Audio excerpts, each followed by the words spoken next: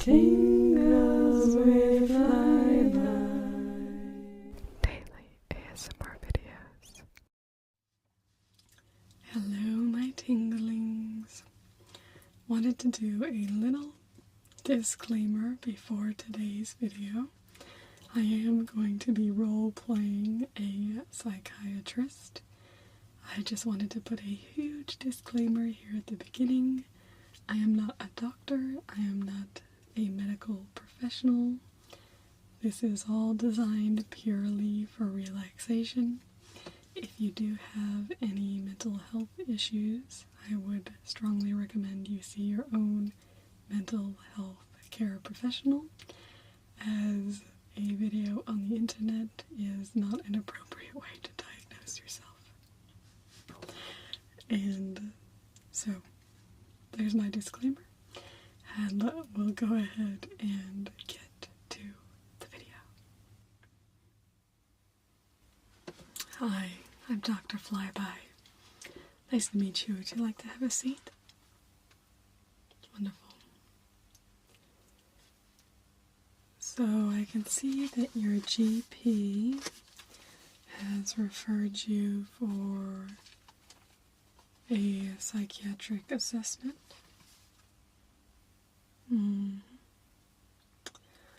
Okay, first I just want to kind of explain how this process will go.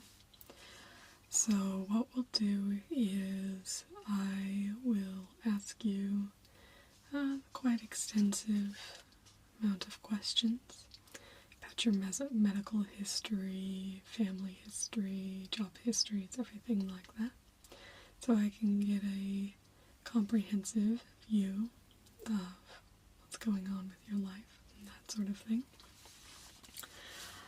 From there, we will discuss what I think may be going on with your mental health and what sort of treatment options there are, okay? Do you have any concerns, or? Okay. So we'll just start with some basic information, such as I'll have your name and just confirm your date of birth. Yep. Okay, and so you're coming because of some problems you've been having, or do you want to briefly describe that, or would you prefer, I have quite a series of questions, but if you have something you'd like to bring up. Yeah, no, go ahead. Okay. And when was the onset of that?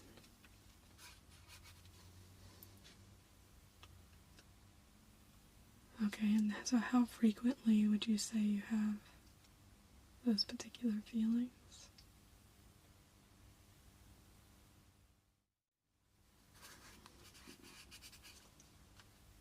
Okay, and was there anything else that you wanted to mention? Okay, hopefully that wasn't too bad. Okay. So,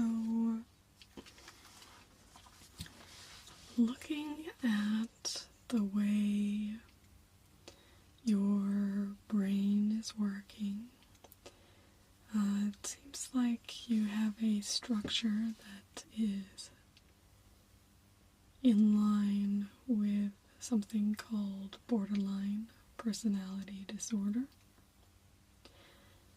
You may not share, if you look up and see all these symptoms and characteristics, it's important to remember that every person is an individual, and so you may not share all of them, but that's okay. It's more about the structure, which the primary description of the borderline is that constant emotional pain, usually brought on by emotional dysregulation. And generally what this means is that it's very hard when certain emotions come up for you to regulate your emotions. And so instead of where somebody who has healthy patterns in this way kind of has, an elevated mood, but's able to regulate it back down, yours may go up and up and up and up and up, and kind of even just around and around and around in this very overwhelming, very painful cycle. Now, there are a lot of promising treatments for borderline personality disorder, and I think that you particularly are suited to a variety of treatments. I think best will be is to take a multifaceted approach in that way. So what I first want to do is kind of explain to you what we kind of have in our toolkit as a psychiatrist to deal with mental illnesses, so we can kind of give you a full lay of the land and then let you know what may work for you. So we have antidepressants. These are generally designed to help with mood, to decrease anxiety, and their success rate is generally they work for about 30% of the people who take them. So if they don't work for you, as it sounds like they haven't in the past, for some people they are very, very helpful. There's two types of antidepressants. There's the SSRIs, which is a selective serotonin reuptake inhibitor, and the SNRI. So basically, serotonin is a chemical in your brain which generally makes you have a higher mood, helps you feel better, helps you sleep better. What we find often is that people who have mental health issues can often have too much of their serotonin being reabsorbed back into the brain rather than being out and available. And so these antidepressants work to inhibit the reuptake of that serotonin so that it will stay out in the brain available as chemical rather than being uptaken and no longer available. It does sound like the medications you've taken previously, you have tried both types, and it sounds like you were quite unhappy with those, so we'll probably leave those for now. The next type of medications that we have are benzodiazepines, and these are designed to help with sleep, anxiety, and muscle relaxation. They are highly effective and can be taken either on a regular basis or as needed. The major problem that we have with benzodiazepines is that they can become addictive and you can develop a dependence upon them. So that's something that I won't be recommending, but something I just want you to be aware of, because you may read about that, and that is why I won't be recommending those. The next class of medication that we have is called an anti-psychotic. These are designed to help you sleep. They slow down your thinking.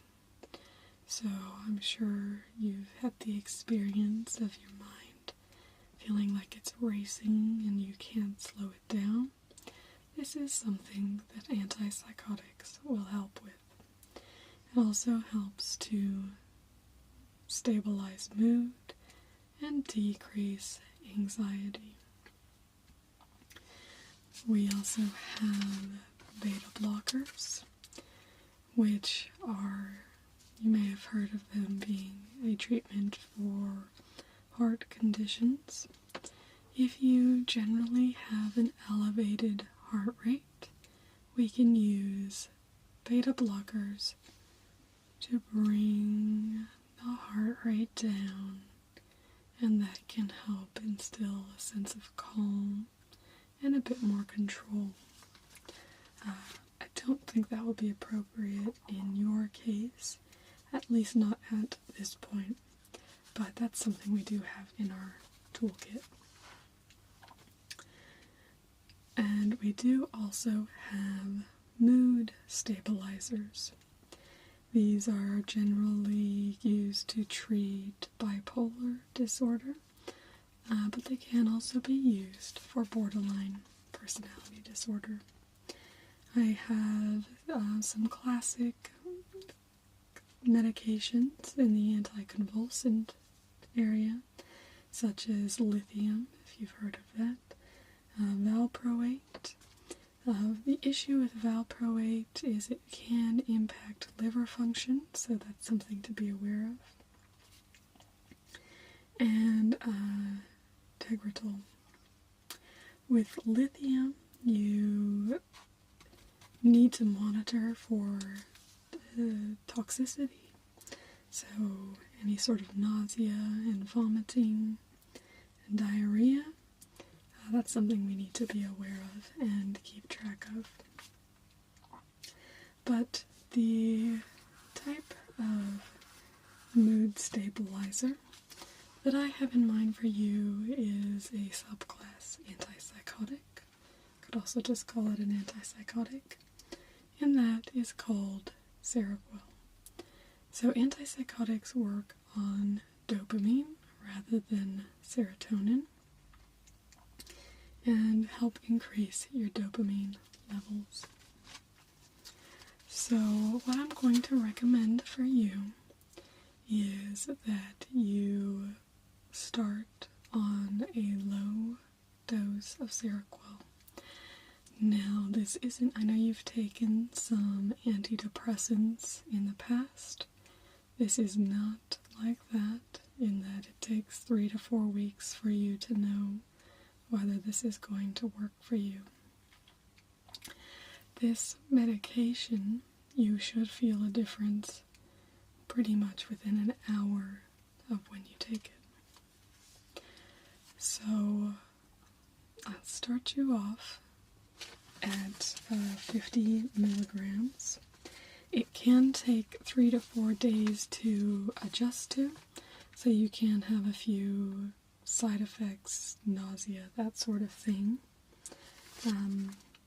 But after 3 to 4 days, that should all be gone and it should be fine.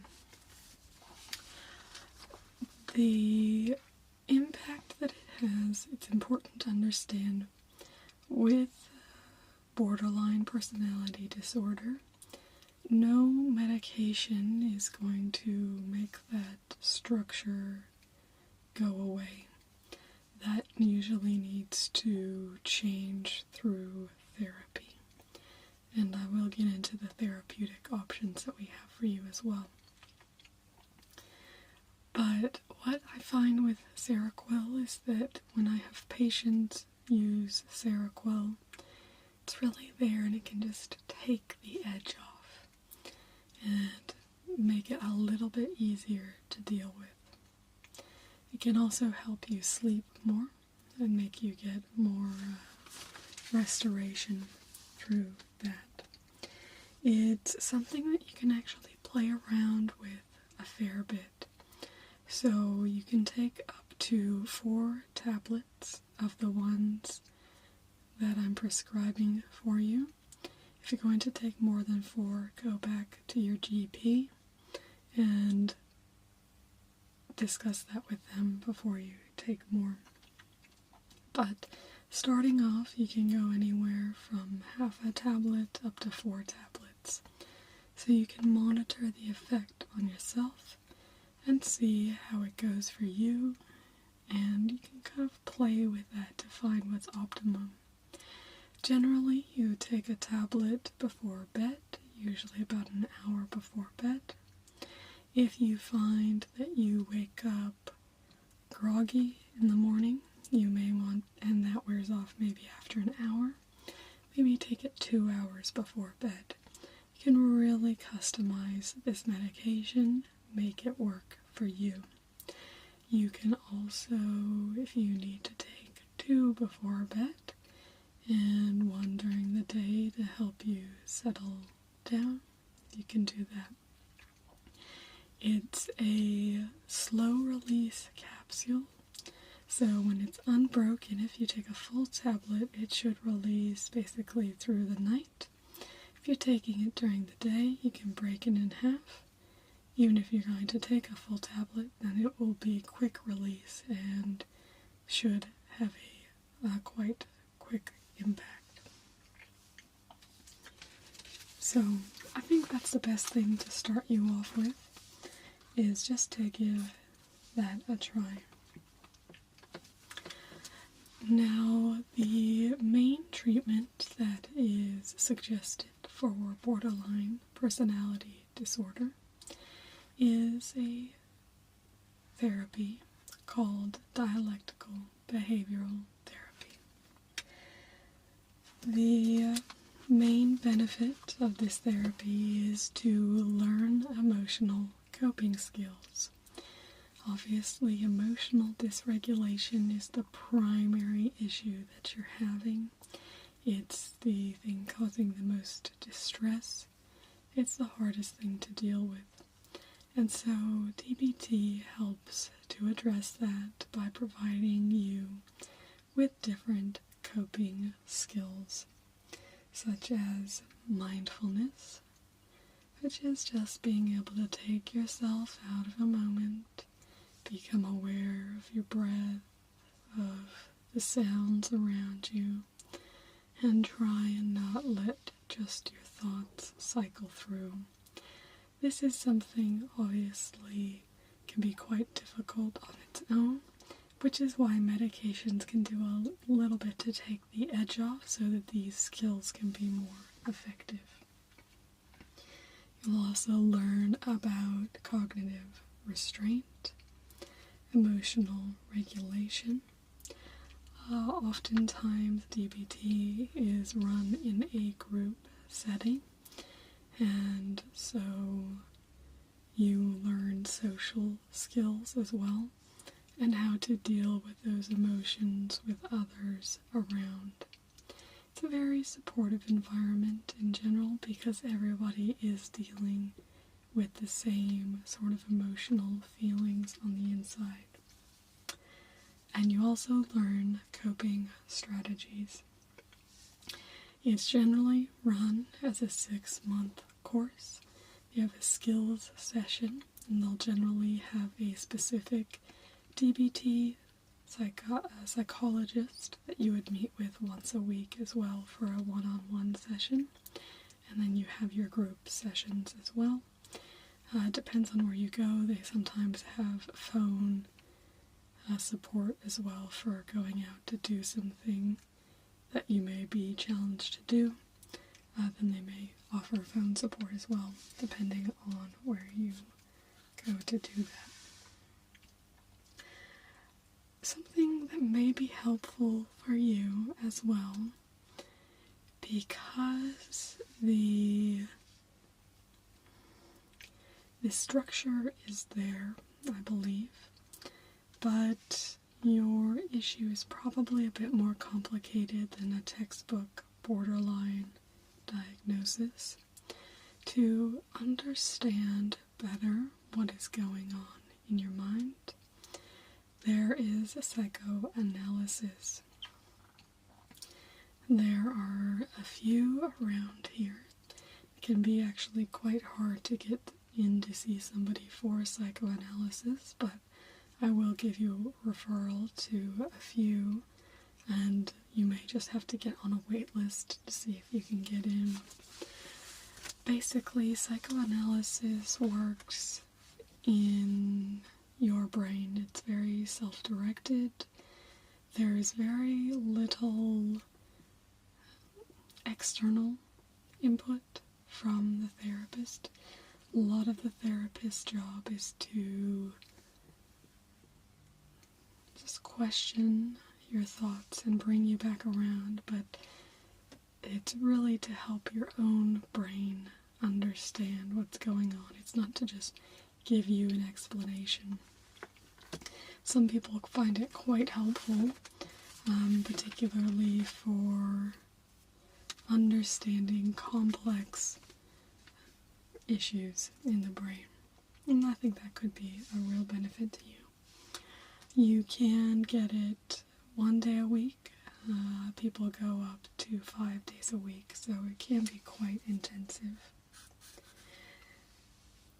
My final recommendation is a bit dependent on how things go. If your Seroquel goes really well, then you may not need this, but I think an ongoing psychiatrist could be a good option for you, since it sounds like you've dealt with a few different medications through your time. You may find it beneficial to have a specialist, couldn't think of the word, a specialist in medication who you can speak with on an ongoing basis. This person would also be able to provide your referrals and documentation in depth of your disorder that you may need for any other places. Yeah, no, I only do the once-off psych assessment.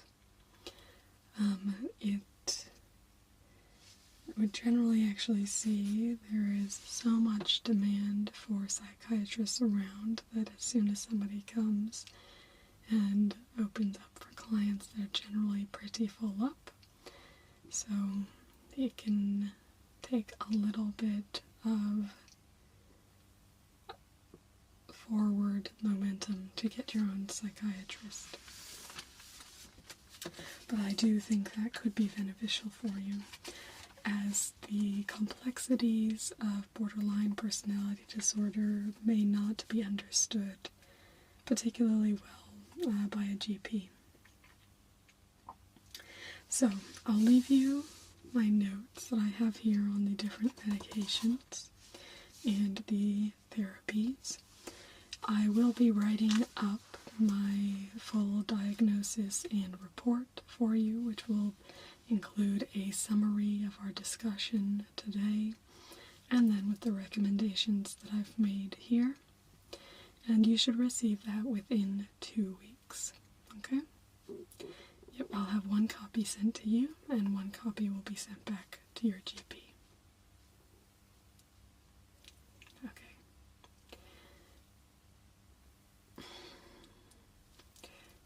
No, I think your condition is very treatable.